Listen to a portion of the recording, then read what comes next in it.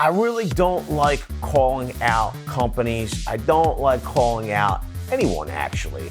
I'm the type of person that wants to live and let live. I like to stay in my own lane. I don't do the drama thing. I don't get involved. And quite frankly, I like to just keep it an even keel. I have no choice at this point. I know that a lot of you are gonna love it. You're gonna believe that it's drama and we're trying to stir up the pot. We're trying to stir it up. That's not what we're doing here, okay? And just because we're making a video that calls out some flaws and some shortcomings of one brand and might highlight the benefits of another brand, none of the brands are junk. I'm not saying that any of the brands are bad. One company did it, and I think quite possibly they did it the best. They might have even done it first. But in this game, it ain't about who done it first. It's about who done it best and who continues to do it. Who continues to build, move forward, overcome the obstacles, make new products, innovate. Somebody must have fell down on their face or lost their mojo because it's like they just gave up.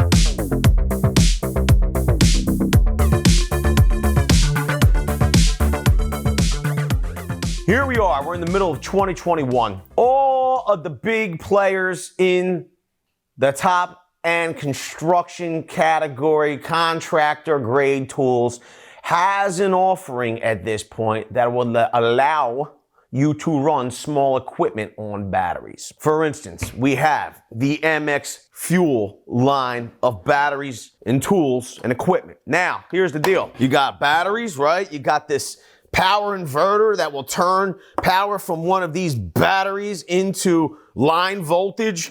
You can run corded tools off of this. You could run a refrigerator, I suppose. This battery will also run drain augers, tower lights, core drills, breaker hammers, 14-inch cutoff saws. Here's the deal. What this won't run, it's not going to run hand-operated tools, M18 tools, M12 tools. It's not going to run any of those. So we have a battery platform that is totally designated for this small equipment category from Milwaukee. Here's the thing, where otherwise you would need gas or even maybe a cord, now you could just run this on batteries. I like the idea. It makes sense. It turns it into a fumeless, more safe workplace run totally on batteries.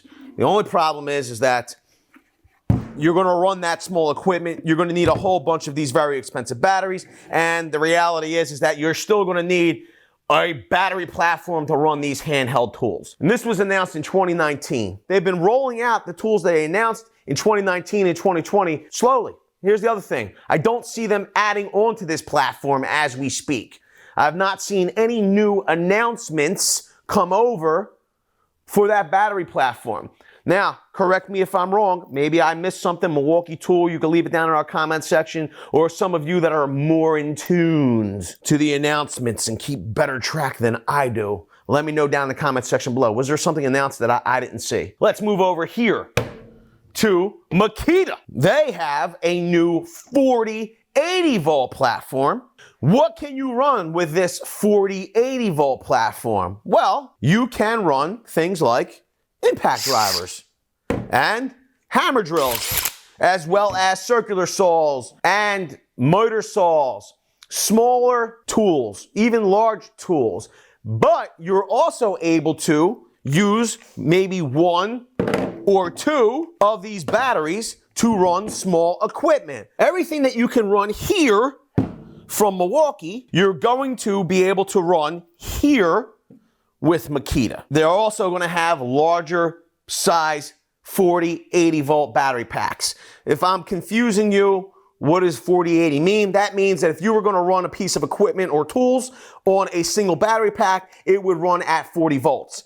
There are going to be tools or equipment, you're going to double up. You will run 2 battery packs to run that piece of equipment or power tool. That will make it an 80 volt tool. Milwaukee has a voltage to their battery pack here, but they're not going by voltages on their battery packs. They're going by horsepower. Horsepowers! There's not a voltage, although it's in the 70 volt range, 72 volt max or some crazy voltage. You're going to be able to do, supposedly, with these battery packs, which you could do with one of these or a compact version of the MX Fuel. In addition to running that larger, small equipment with these battery packs, you're also able to run the smaller power tools, which is an advantage. It literally would be the best of both worlds. Here's what you won't be able to run with these batteries. Your existing 18 and 36 volt power tools from Makita's 18 and 36 volt battery platform. Yes, they have a battery platform. In case you're first tuning in, and finding out about Makita, they have an existing battery platform. It looks very similar in size to their 40, 80 volt platform. It's actually 18 volt, 36 volt, depending on whether you're running one or two battery packs. According to Makita, this battery platform is not going away. So they're going to continue to produce these batteries and these tools to support this line. What you're not going to be able to do is the thing that would probably make the most sense is that why not have this battery pack just somehow power these older 18 volt tools? I mean, and quite frankly, like when I say older 18 volt tools, I mean the platform, because this is brand new. This XPH 14 literally was released 2 months ago. Why can't you just program the switching in here to run at 18 volts? Then you wouldn't need to rebuy all of these tools if you wanted to have the completely cordless job site that included that small equipment and these cordless power tools. We're not telling you to rebuy all these tools. Maybe you're a contractor, you need to outfit a totally new job, a totally new crew. You have to ask yourself, who did it better?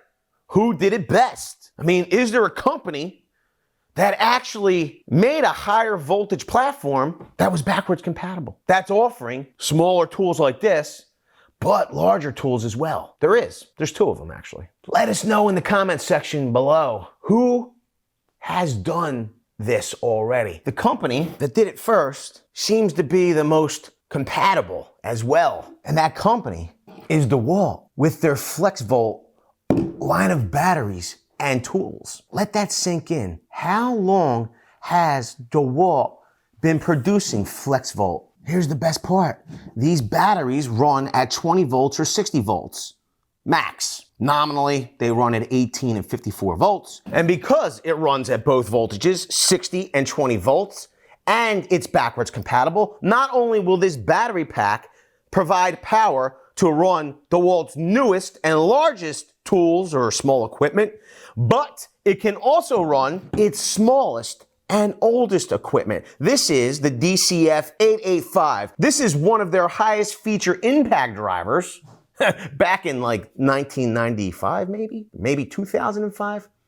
It's brushed, but it's a highly dependable, long-lasting tool. And as you can see here, we're running it on a 20 volt max battery. But if we pop this off and pop on DeWalt's FlexVolt battery, it runs just the same, backwards compatible. And that is where the MX Fuel and XGT line of batteries and tools falls down. DeWalt is not only forwards compatible, it's backwards compatible.